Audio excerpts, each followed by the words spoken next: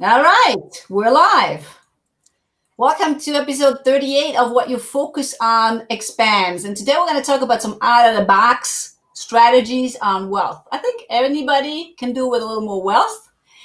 And regardless where you're at, regardless what you do, I think adding more wealth, and it doesn't have to be only material wealth, it can be other wealth as well, will increase your lifestyle in any case. With me, I have two amazing experts, Nitin Patel from originally India. Whereabouts in India are you from? I'm from Gujarat. My place is near to Mumbai. Ah, near Mumbai. Okay. Yeah.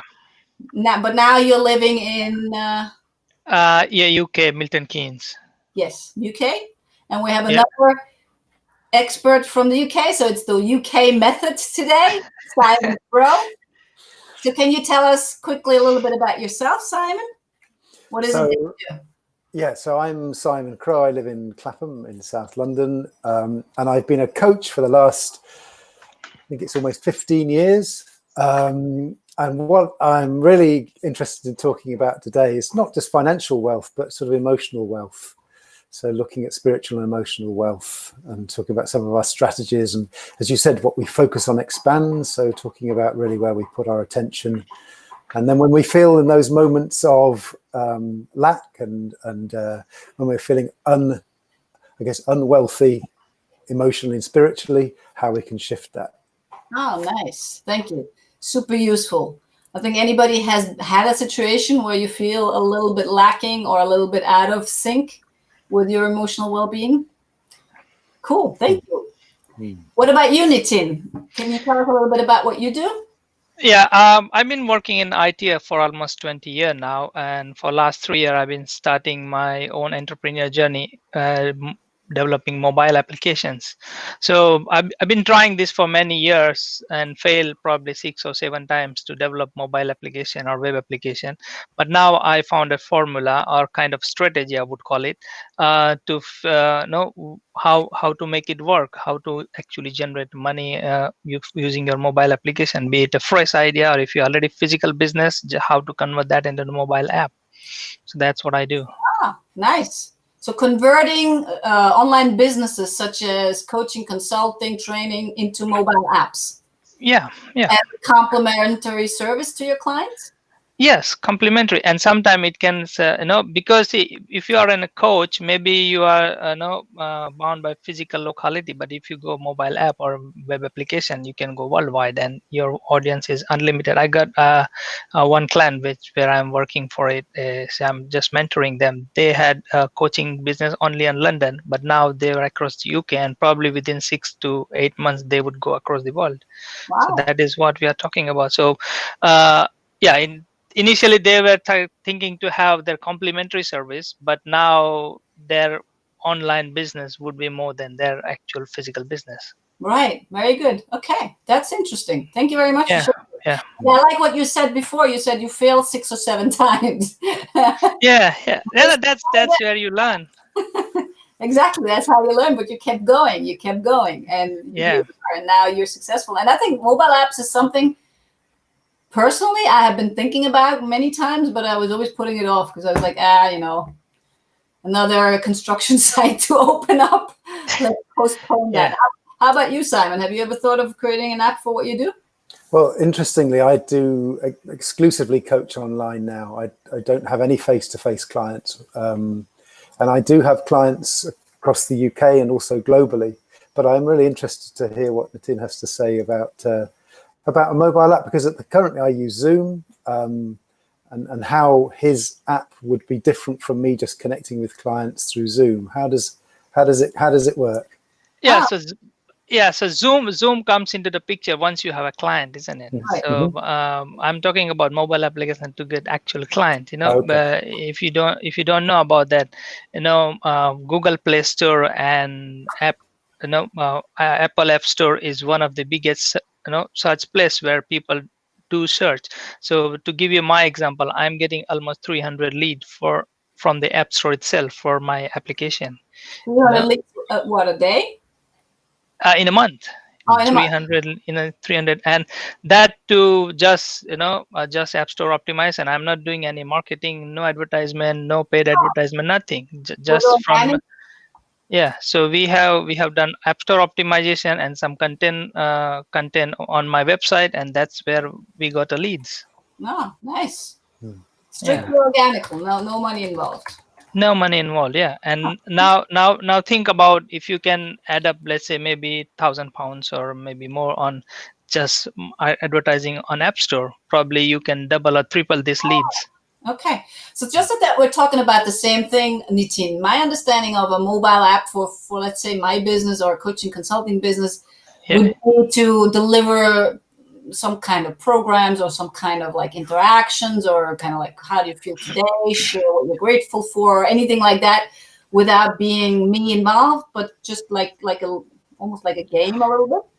yeah. You can do mix and match. If maybe some of the module you can design where you get involved one to one, and some of the module is just coaching and training, this online module.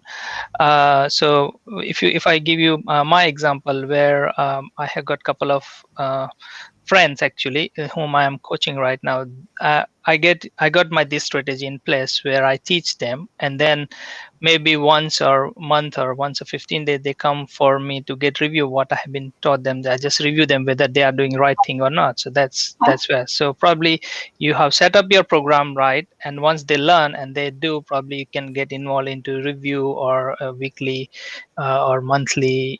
Just one-to-one sessions, and that's where you can personalize service more. Okay, so I see. So you have to be just creative in what you're doing. You can. There's probably not much Yeah, limits to what you can do. I mean, if you know mobile apps, yeah, then you can mix and match it. Super interesting. So yeah. we have Nitin here covering the aspect of financial and business wealth, because the Yeah. more we can make it grow, and then we have the emotional and spiritual wealth on the other side from Simon. So it's really interesting to see how this discussion will evolve. Yeah, I'm quite curious to see how it's going to evolve as well. And as far as our audience goes, again, we want to keep this interactive. So if you have any questions, please post them in the comment, and we'll see them and answer them best we can. And also interact with us or leave us some comments, some feedback. Maybe start with where you're dialing in from right now, those of you watching. And let's start with Nitin's formula for making apps work in your business. Yeah. So usually people, when they have mobile application idea, or if they have physical business, they have actually no clue how you can actually monetize this. The first thing you need to figure out how to monetize these things. And people think, okay, it is just only few lucky one whose app would become popular and whose app go viral and stuff like that. But it is not true. The truth is, you have to follow a certain strategy. You need to make certain steps right. For example, if I give you my step, I have divided the whole process into two phases. First one is pre-launch. So when you just prepare for your app, so when you need to make sure your application is doing the right thing for your customer, it is solving the customer problem correctly, and you have some pilot customer ready who are willing to pay for you, and then you go for an investment. Okay, so hold on, time out, Nitin. Let's take Yeah. this because most of our audience, including myself, is probably new to this. So step one would be to get someone to beta test it and to define an outcome for your client or prospect. Yeah, so I would call it a pre-launch phase. It has got 5 steps. First one is idea. So this is where you actually formulate. So because usually you have idea or you have physical business, that is just an idea. You need to put it on paper. So you need to have do competitor analysis. You need to find out your USP. You need to figure out your business model. Business model, when I say, is actually how to make money, right? Because you might have an idea, but if you don't figure out how to make money out of it, then probably your idea is, It's I just don't a know, nice idea. it's just an idea. And then second step is, once you have everything is formalized, you put that in a prototype. So prototype doesn't have to be actual working product. You can, if you are a developer, a coder like me, probably you can have an actual working product. But if you are not, maybe you can hire some cheap developer somewhere in Asian countries or African country through Fiverr or some other online platform, and you get just a prototype done. Prototype is just like in a visual representation of your idea, and then how your application could work. That's what you need to do. So not actually already working, just a visual online mobile thing Yeah, working. yeah, then the third one is the validation. Third step is validation. So in a validation phase, what you do is you actually find a customer, and then you give this prototype to your customer, and then validate your idea whether that particular thing would help them or not. If they are not, they don't see that is helping, or if the prototype itself is not intuitive enough, then probably you need to come back to prototype and remodel it so that actually it is useful. So that is the validation phase. So once it is validated, then it's time to find out the, I call it an investment phase. So investment phase, not everyone has got their own money to invest in. So this three phase probably you can do cheaply, or maybe your seed money or own money from. But then next step is you need some investment, or maybe you need some partnership, or maybe you need joint venture. So that's where you need to go. So if you, let's say your business need lots of joint venture to get going, then you need to find out those joint venture. Or if Mhm. your business would need some investment, you need to find that investment. So once you have validated idea where customer are willing to pay, finding investment would be easier. Right. So have actual proof that people have paid it even for the prototype. Yeah, so they are willing, or you have kind of an agreement. Once this product would be ready, they are willing to pay. So that's kind of, pre-sales, I would call it, right? So that has to be ready. So once this four step ready, then the actual development phase starts. Once you have got idea and prototype and money ready, then you hire actual developer and build your team, and then where you launch. So that is the five step you need to do uh, before you launch actually your application. And once you launch your application, there are So furthermore. Yeah, slow down. Step yes, five please. is to then actually develop the real application. Sorry, say it again. I lost Five it. is to actually develop then the real application. Yeah, yeah, yeah. Develop the real application. So can you give us a couple of examples of monetizing an app like that? Yeah, so let me just sorry, let me just open my sheet where, yeah, so there are various way you can monetize your app. First one and the easiest one is in-app advertising. So that is the, you can give it for free and you can have some advertisement in your app, so that's easier. But that is kind of, you need to have a lots of customer to get a reasonable enough revenue. And the second one is subscription based. So you can offer something for free, and then you can call it a freemium. You can offer for free, and then there are additional service you charge subscription on top. So it could be very minimal fee, and then that subscription, because it's a recurring revenue, it's a very much predictable, and it keeps your cash flow going. That, and for the starting business, which is very much necessary. If your cash flow is not in place, probably it would be difficult. So the second model is a subscription, Mhm. and the third one is the data monetization. So this is like not every application can do, but I will give you an example which is the biggest in the market so far, is the WhatsApp. Because WhatsApp is not earning money from anywhere else, but Facebook paid them 19 billion to just use app for free. The reason is they are using data behind the scene, who is using app, what is the customer base, and what they are chatting, what topic they are talking about. So I mean, not that frequently, but you try and talk about some topic on WhatsApp, maybe within an hour you would see similar advertisement coming up in your Facebook page. So that's what they do, Yeah. right? So that's the behind the scene. You use data, not the personal level, like Nitin would like this, or Natalie would like this, or Simon would like, but this just kind of generalized level, so they can use it. Right. Yeah. And the fourth option is in-app purchase. So you can give What some is that? Say that again. in-app purchase. In-app purchase. So Yeah. yeah, in-app purchase is one of the very popular options. So where it's very popular in gaming app. For example, you're using something, and to buy some coins or some Right. some To get to uh, the next some level, you have to some spend. additional feature, you just buy something in a game, right? So Okay. that is an in-app purchase. or let's say if it is a coaching business, maybe you can say your customers are paying subscription, but let's say you want to share something like your template, your project template or something like that, then you can say, okay, that would be like £10 extra or something like that. That would be additional purchase they would make it, Right. right? So, all Yeah, right.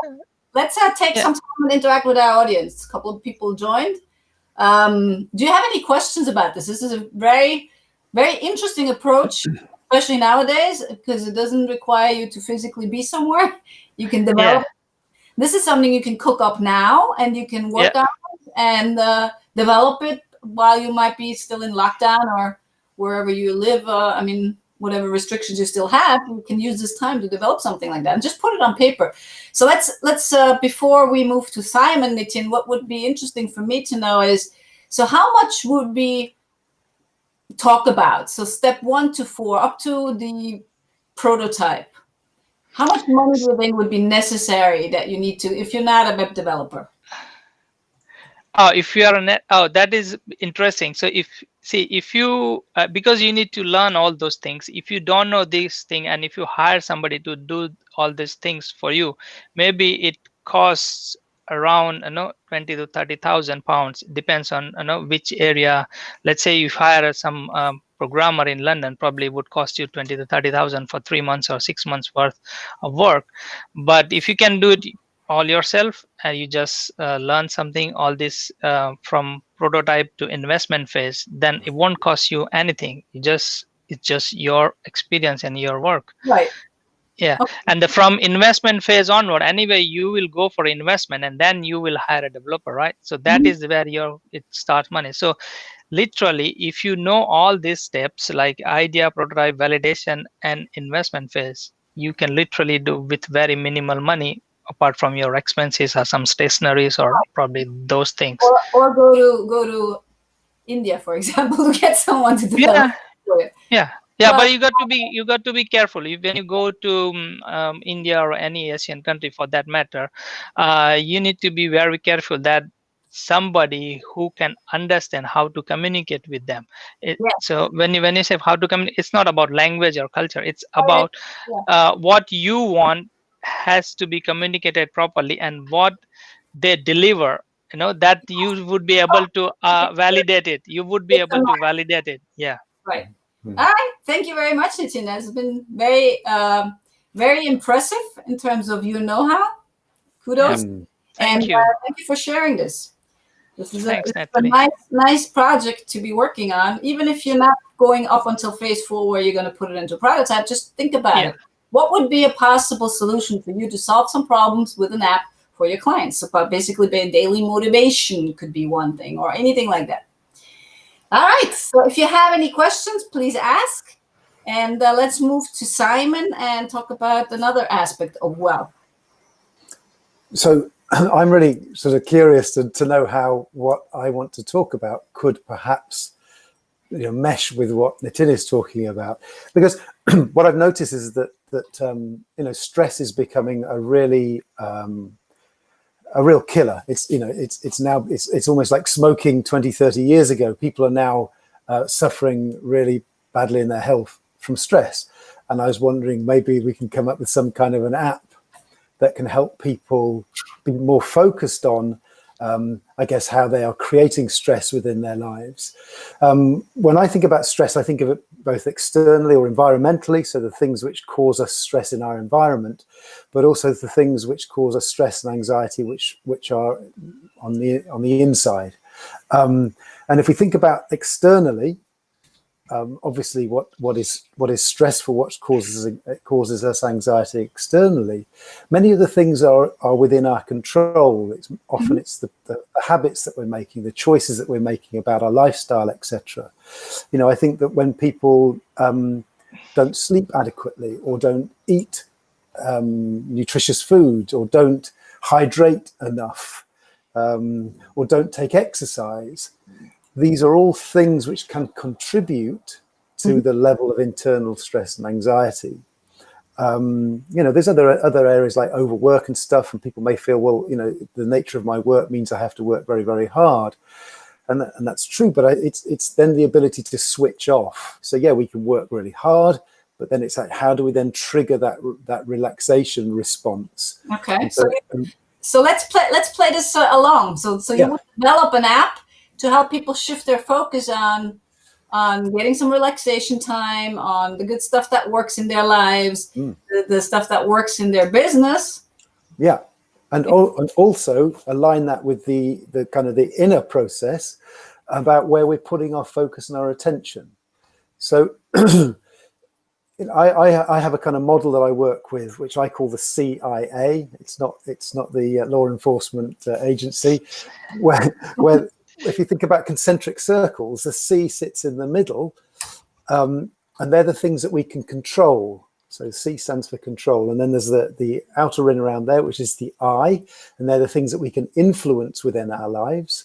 And then the final circle is the A, the things that we have to accept. And people often spend a lot of energy and time focusing on the things that they can't change, and that can create anxiety. So right now, things that we can't change, we can't influence, which are happening in our environment, are things around COVID, for example, things within the economy. The messages that we're getting from our governments about how we have to live our lives currently.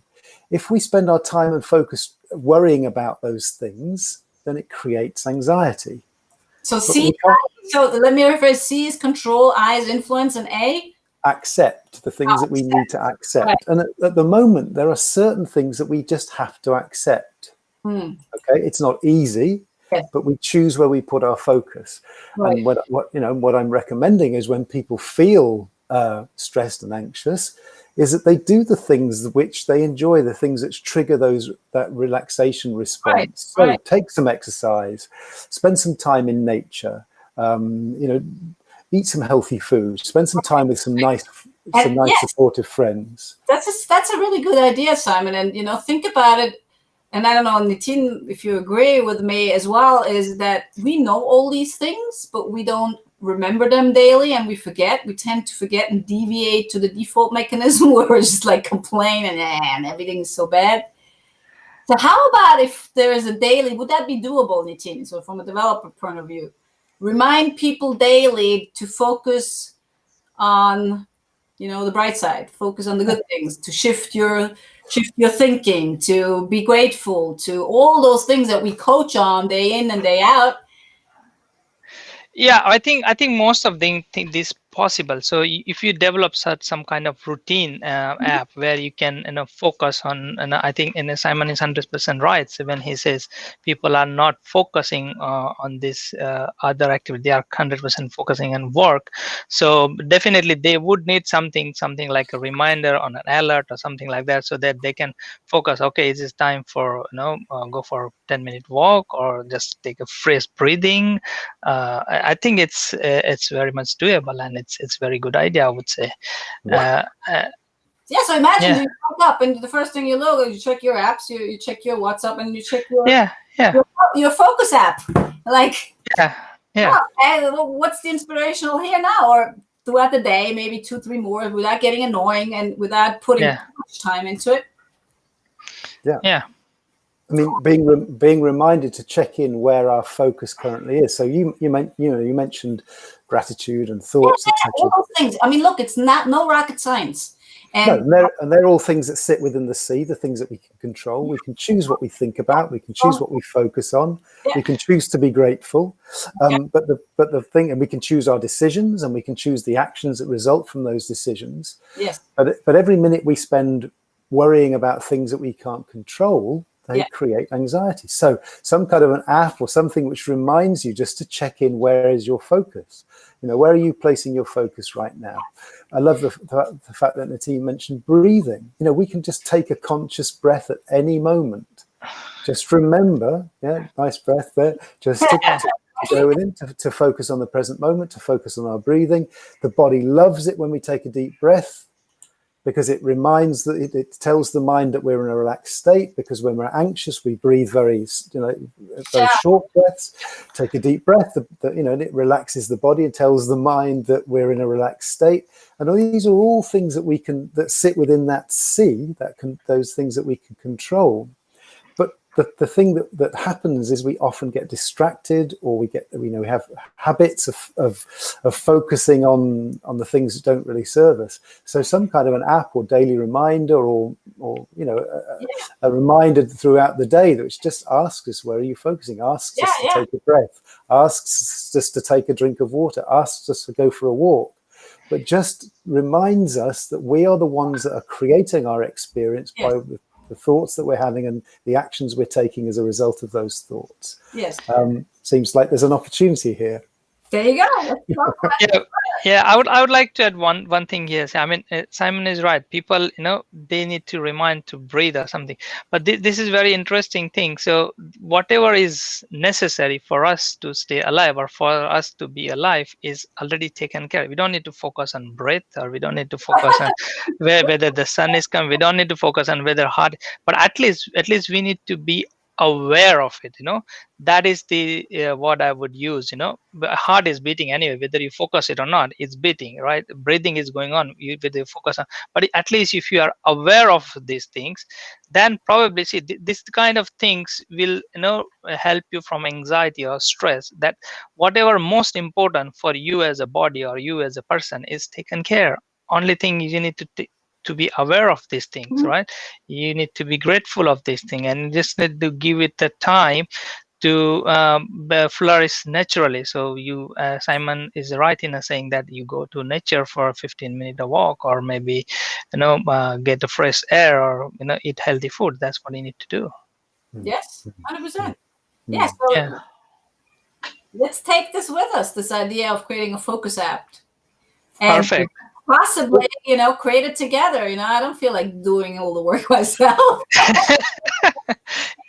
But Natalie, you mentioned that most people know these things, and absolutely we do. I mean, and anybody who's interested in self-development will have read many books about these different things. So it's not about information; it's about the use of that information. And I think the people who are able to to master this are the people who habituate it. Yes. So rather than habituating unhealthy and unsupportive habits, they're able to habituate focusing on their breath, or eating healthily, or going for walks. And I think something like an app, which gives us a constant reminder, or gives us some kind of information, brings that information into our awareness, and then we can make that choice. I think that's where the advantage is. So it helps us to build healthy habits. Using the information that most of us already have at our disposal, but it's about what we do with that. That's the downfall of attending a personal development course, 2-3 days. You're all psyched, you're all hyped, and then you go home and you don't habituate it, like you said.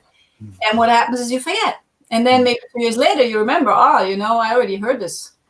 I would like to put CI in place here. So when you go for personal development course, you got influenced, and definitely, right? Most of you get influenced, but then you don't take control in it. You don't accept the reality. That's for Love it. Yeah. So you must take a control, and then you accept the reality. That's where you grow, actually. Yeah, and I think it's about helping people. So if you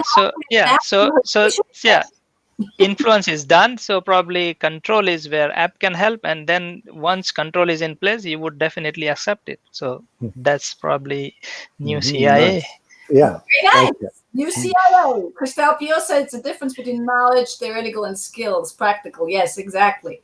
That's what I teach and preach every single day. It's not about me sharing strategies. There might be world class and great and everything, but if you're not implementing, nothing's going to change.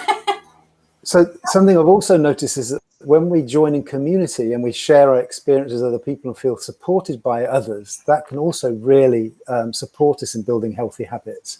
And I wonder, Nitin, if this is something that an app can be useful for, because you're able to not just be doing this in isolation, but you can see what other people are doing and feel perhaps supported by them and part of a larger community.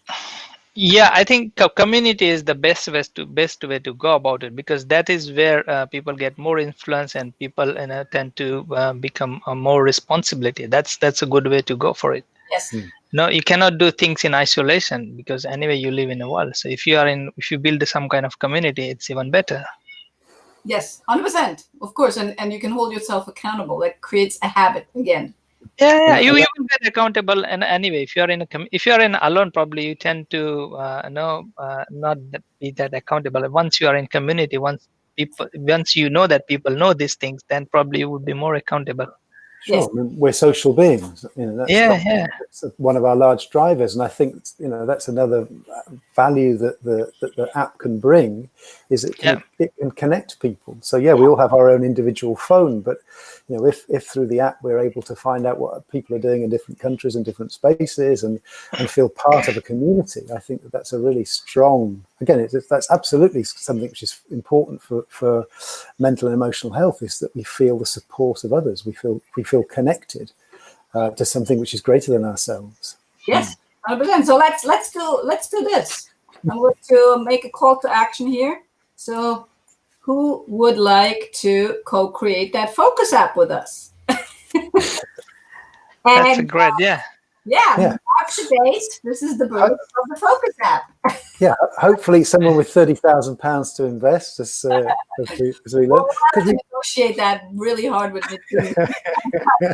India. That's right. Well, because the first thing isn't the first three or four stages is about the proof of concept. Yes. Yeah.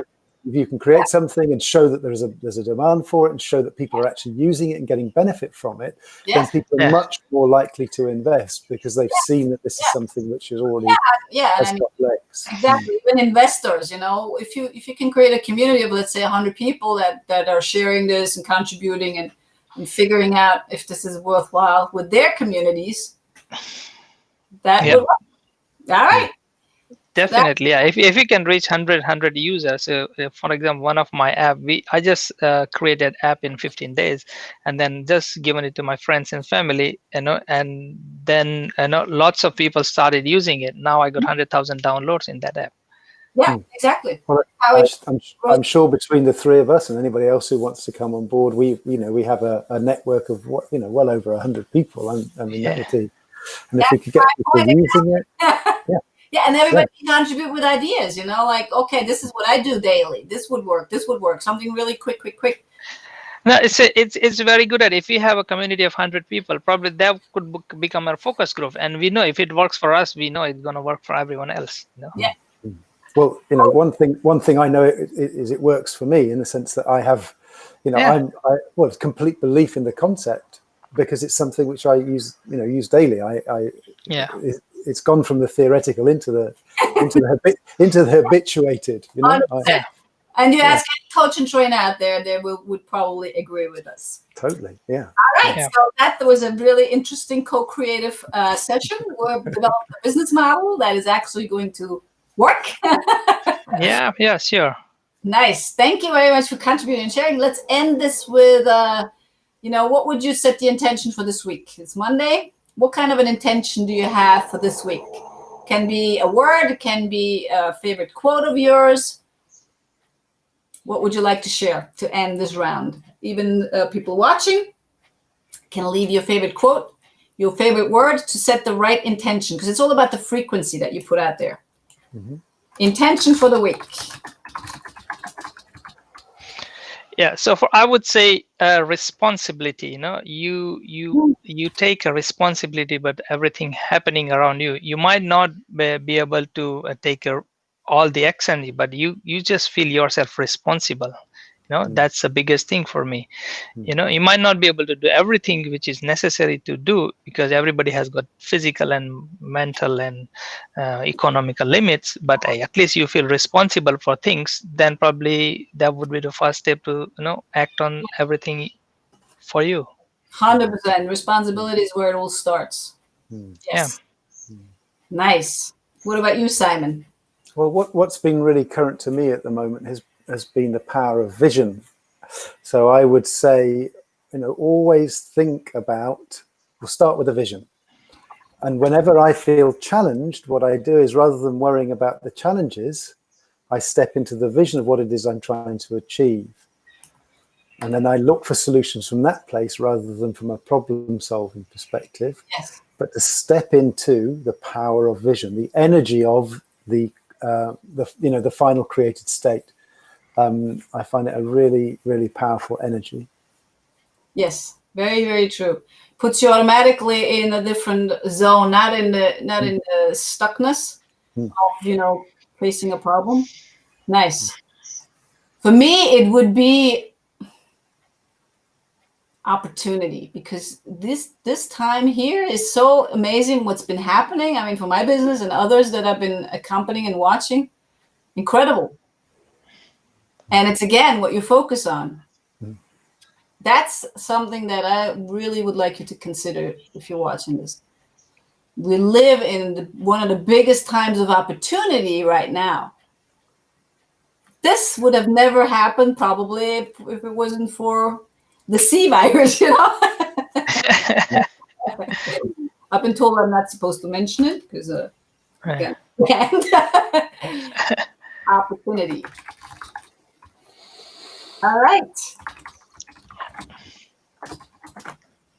So mark the date, September 14th, the birth of the Focus app. And let's take this further.